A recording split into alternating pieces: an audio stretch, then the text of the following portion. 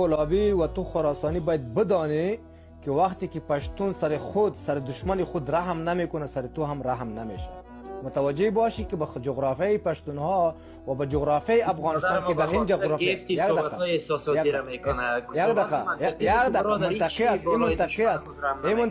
این منطقه است وقتی که پیشتر به کسی که اشاره کردین او را منطقی نگفتی او را انتقاد نکردی.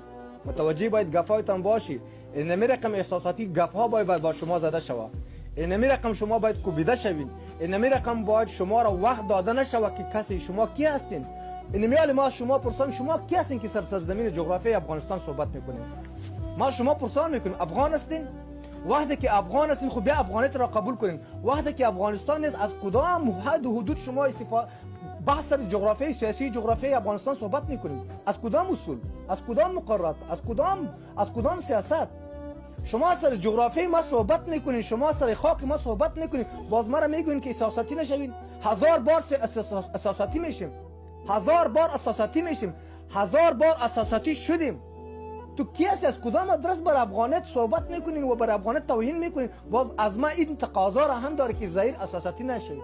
تو در جغرافیای ما به اتفاقی میندازی، تو این مال مستقیم درباره دورانی ها و غلجی های صحبت میکنین و ما احساساتی نشویم.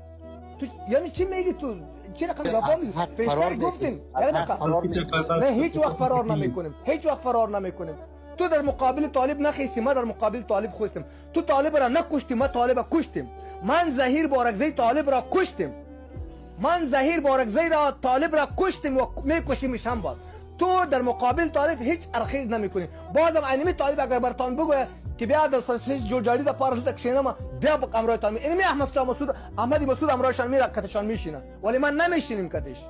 ما به حیث یک افغان نمیشینیم امرایشان. و امروز اگر برتان بگوید که بیا سرتان خوندی است، جغرافیایتان خوندی است، خانهتان خوندی است، این آنتان خوندی است، شما بازم میرین کتشان چیه؟ چرا؟ به خاطر که در جمهوریت اینمی رقم به سیاسی جوړجاړي په اساس باندې په افغانستان کې تاسو جوړجاړي ته راغلي واستئ. نه وای راغلي تاسو د سیاسي جوړجاړي لپاره په افغانستان کې ناست نه وکړئ. زما سره خبرې وکړئ. کوم یو شخص د سیاسي جوړجاړي په اساس باندې راغلی، خو کوم د کرزي سره که ناست اوس هم د سیاسي جوړجاړي په اساس باندې راغلي واستئ، که د اشرف غني سره واستئ هم د سیاسي جوړجاړي په اساس باندې راغلي وای. د بسم الله خان محمدي څخه راواخله، د عبدالرحیم دغه نه راواخله. کوم یو زه تاته یاد کړم، زه په هغه ځای کې ما ژوند کولو، زندګي مې کوله، ناسته مې کول، په هماغه ځای کې زه موجود وم. چرا دروغ میگین؟ باز د اینجا میگین که ما باز در اینجا ما باز میگین